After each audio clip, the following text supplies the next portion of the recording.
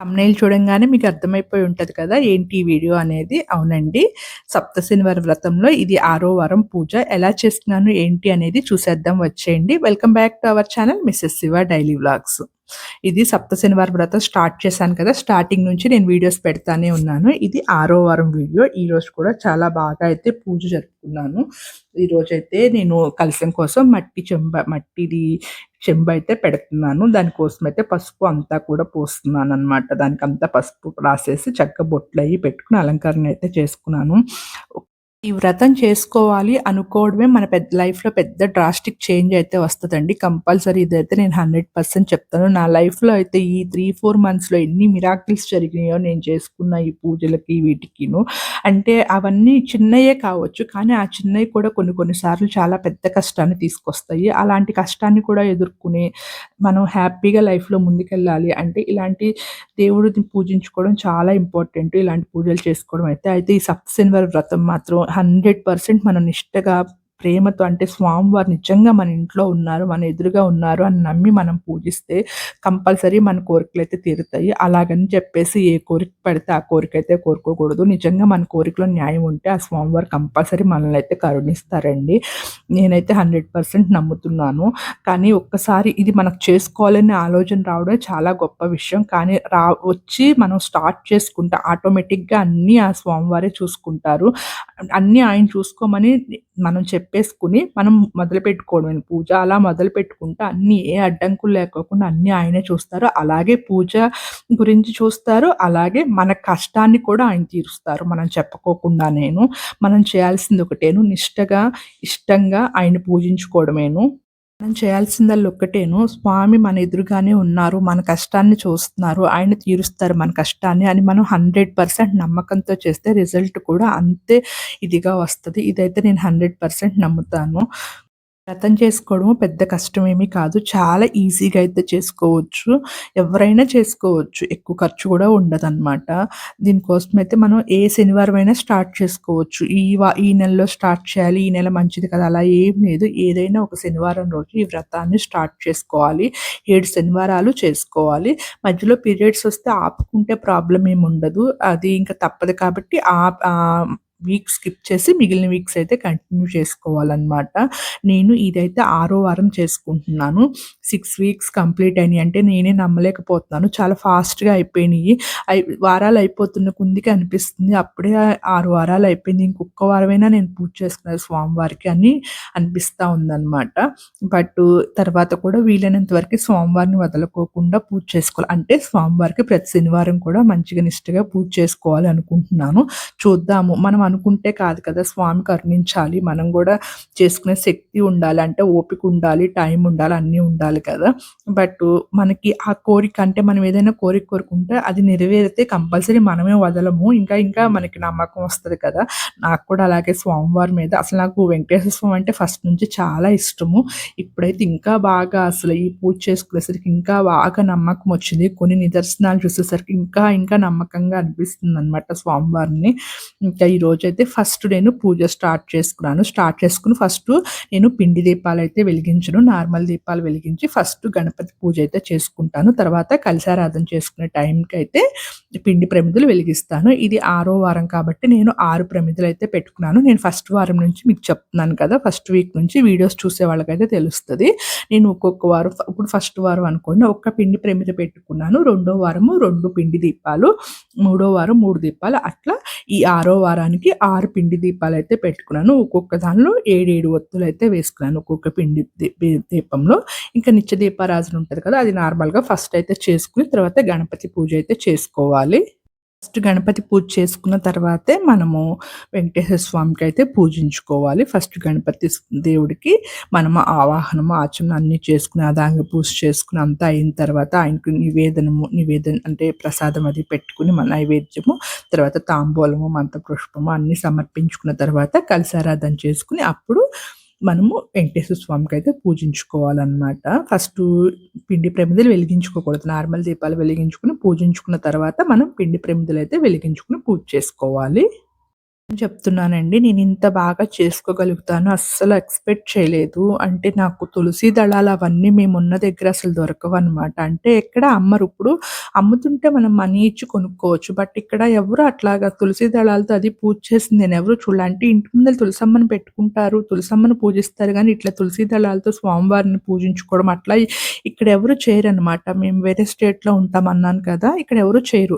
అందుకని జెప్పేసి నాకు ఫస్టు చాలా ఇబ్బందయిపోయేది. తర్వాత మేము వేరే దగ్గరికి వెళ్ళి వస్తుంటే కొంచెం చూసామనమాట. అక్కడ తులసి దళాల చెట్లవి, తులసి చెట్లవి చూసాము.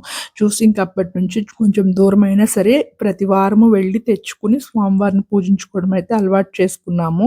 ఈ పూజ చేసుకునే టైంకి ముందరే నేను లలితాంబిక పూజ 41 డేస్ చేసుకోవడం స్టార్ట్ చేశాను కదా! ఆ అమ్మవారికి ఇంక ఈ స్వామివారికి ఇద్దరికీ ఏదో తులసి దళాలు తెచ్చుకొని పూలమాలలు గుచ్చుకోవడం ఇవన్నీ కూడా అలవాటు చేసుకున్నాను. ఇంకా నాకు రాను రాను బాగా నమ్మకం పెరిగిపోయింది. అంటే విడిగా ఎప్పుడు నమ్ముతాం. నమ్మకం వేరు, ఇష్టం వేరు కదా! ఇష్టం పెరిగిందని చెప్పాలేమో. బాగా అంటే బాగా ఇంకసల నాకు 100% నమ్మకం అనేది వచ్చేసిందనమాట. నాకు నా లైఫ్‌లో ఈ మధ్య ఒక 3 మంత్స్ నుంచి చేంజెస్ కూడా అవే చూసాను. అలాంటి చేంజెసే చూసాను. అంటే దేవుడిని నేను ఎక్కువ భక్తితో ఆయన్ని కొలవడం స్టార్ట్ చేసిన దగ్గర నుంచి మా లైఫ్‌లో, మా పిల్లల లైఫ్‌లో కానీ, మా లైఫ్‌లో కానీ చాలా చేంజెస్ అయితే చూసాను. మనం చేయాల్సింది ఒకటే నమ్మకంగా మీరున్నారు, ఇక్కడే ఉన్నారు అని నమ్మి మనము పూజించుకోవాలి. అదొక్కటి మనం చేస్తే అంతా మంచి జరుగుతది. అయితే ప్రతి వారం చక్కగా స్వామివారికి అభిషేకం చేసుకునేదాన్ని. నా దగ్గర కాయిన్ లేదు స్వామివారి కాయిన్. అందుకని రూ. 1 కాయిన్ పెట్టి ఆ కాయినే స్వామివారు అనుకుని అయితే ప్రతి వారం అభిషేకం అయితే కంపల్సరీ చేసుకుంటాను. ఇంకా అభిషేకం చేసుకున్నాక ఈ పంచామృతంతోని మా ఫాస్టింగ్‌నయితే బ్రేక్ చేస్తాము. అంటే ఆ రోజు మార్నింగ్ నుంచి ఫాస్టింగ్ ఉంటాం. పూజ అంతా అయిపోయే వరకి. పూజ అయిపోయిన తర్వాత ఆ పంచామృతంతో ఫాస్టింగ్ బ్రేక్ చేసి అప్పుడైతే ఫుడ్ తీసుకుంటాము. అదృష్టం ఏంటంటే మా వారితో కలిసి చేసుకున్నాను. ఈ 6 వీక్స్ అయితేను. కానీ స్వామివారి లీల చూడండి. నేను ఈ వ్రతం ఎప్పటినుంచో చేసుకుందాం అనుకున్నా. బట్ ఏంటంటే మా వారు ఇంట్లో ఆ టైంకి ఉండరు. ఇబ్బందయ్యేది. చేసుకోవడానికి అయ్యేది కాదు. ఇంకా కంపల్సరీ చేసుకోవాలి అనుకునే టైంకి మా వారికి షిఫ్ట్‌లు వేశారు. సాటర్డే ఇంట్లో ఉండేవాళ్ళనమాట. హమ్మయ్య! ఇంక ఇంట్లో ఉంటున్నారు కదా! అని వ్రతం స్టార్ట్ చేశాను. ఇంకా ఈ వ్రతం ఎండింగ్ టైమ్‌కొచ్చింది కదా! ఈ వ్రతం ఎండింగ్ టైమ్‌కి అంటే ఈ 6థ్ వీక్ కంప్లీట్ అయ్యే టైంకి మా హస్బెండ్‌కి మళ్ళా జనరల్ షిఫ్ట్‌లేసారు. అంటే పొద్దునెళ్లి సాయంత్రం రావాలి ఆ షిఫ్ట్‌లేసారు. ఇంకా 7థ్ వీక్ ఉంది. ఎలాగా అంటే లక్కుగా మా వారికి సాటర్డే రోజు వీక్ ఆఫ్ దొరికింది. ఇంకా చాలా హ్యాపీగా ఫీల్ అయ్యాం. నిజంగా ఆ స్వామివారి అనుగ్రహమే అనుకోవాలి. అంటే లీవ్ పెట్టుకోవడానికి అవ్వదు కదా! పద్దాక జెంట్స్‌కి అంటే ఆఫీస్‌కెళ్ళే వాళ్ళకి. ఇంకా లాస్ట్ వీక్ కూడా ఆయన ఇంట్లోనే ఉంటారు. ఇద్దరం కలిసి చేసుకుంటాము.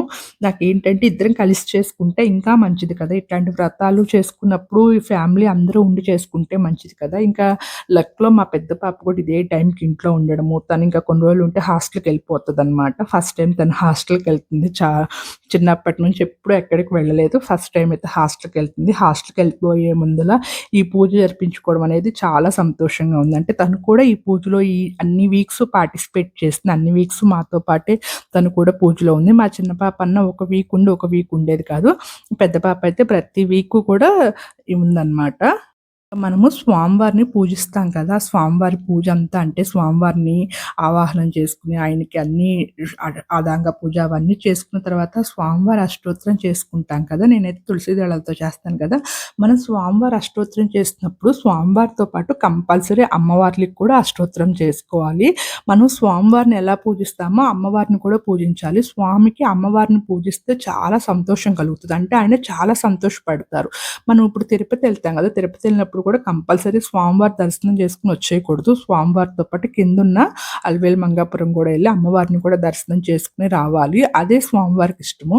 మనం స్వామివారిని ఎంత కొలుస్తామో అమ్మవారిని కూడా అంతే ఇష్టంగా, అంతే భక్తితో కొలవాలి. అప్పుడే ఆయన సంతోషిస్తారు. మన కోరికలు తీరుస్తారు. స్వామివారితో పాటు నేను పద్మావతి అమ్మకి, ఇంకా మహాలక్ష్మి అమ్మవారికి గూడా ఇద్దరికీ కూడా అష్టోత్తరం అయితే చేసుకున్నాను. అష్టోత్తరము పూజ అంతా కంప్లీట్ అయిన తర్వాత లాస్ట్‌లో కూడా మనము ఇప్పుడు స్వామివారి కోసం గోవిందనామాలవి చదువుకుంటాం గదా! ఆ టైంలో మనము మహాలక్ష్మి అష్టకము, కనకదార స్తోత్రం అవి కూడా చదువుకోవాలి. అంటే అమ్మవారిని కూడా మనం కొలవాలి. అప్పుడే ఆయన ఇష్టపడతారనమాట మన పూజని. పూజ చేసుకోవడానికి టైం కూడా ఎక్కువ పట్టదు. త్వరగానే అయిపోతది. అంటే మొత్తం మీద ఒక 1½ అవర్ అయితే మనం స్పెండ్ చేస్తే చాలు. ఈజీగా పూజ చేసుకోగలుగుతాము. ఎవరన్నా చేసుకోవాలి అని ఉండి భయపడే వాళ్ళకైతే నేను చెప్తున్నాను. పూజ చాలా ఈజీగా చేసుకోవచ్చు. మీరు స్టార్ట్ చేసుకోండి.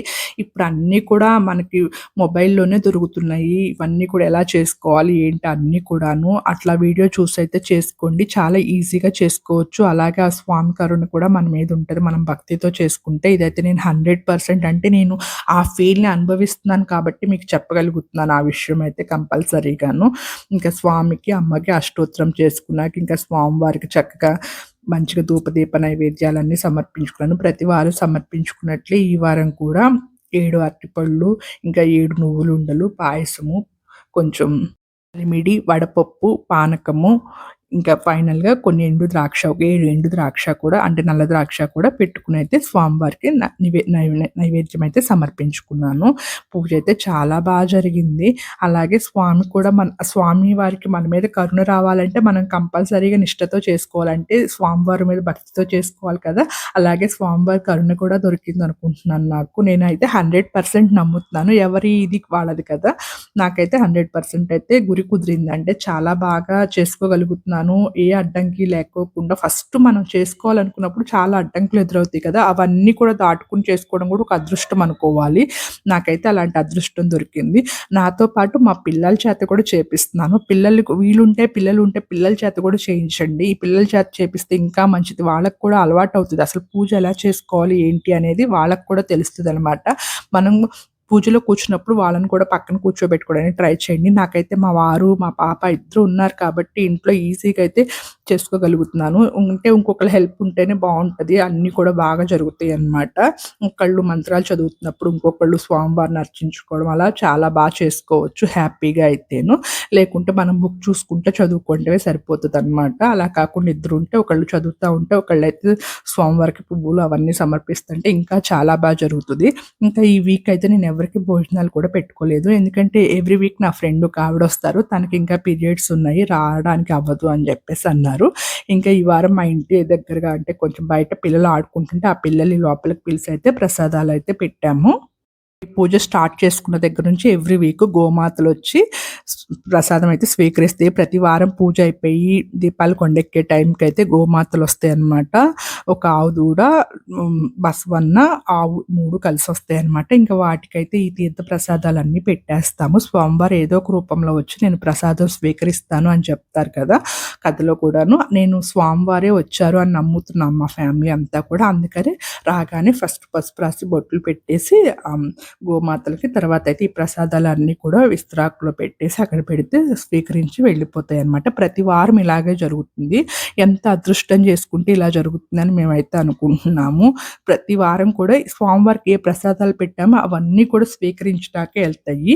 చాలా సంతోషంగా ఉందన్నమాట ఇలా చేసుకోవడం అనేది. ఇలా చేసుకోవాలని అదృష్టం ఉండాలి కదా! నాకైతే ఆ అదృష్టం కలిగింది. Thank you for watching this video. Please like, share and subscribe to my channel.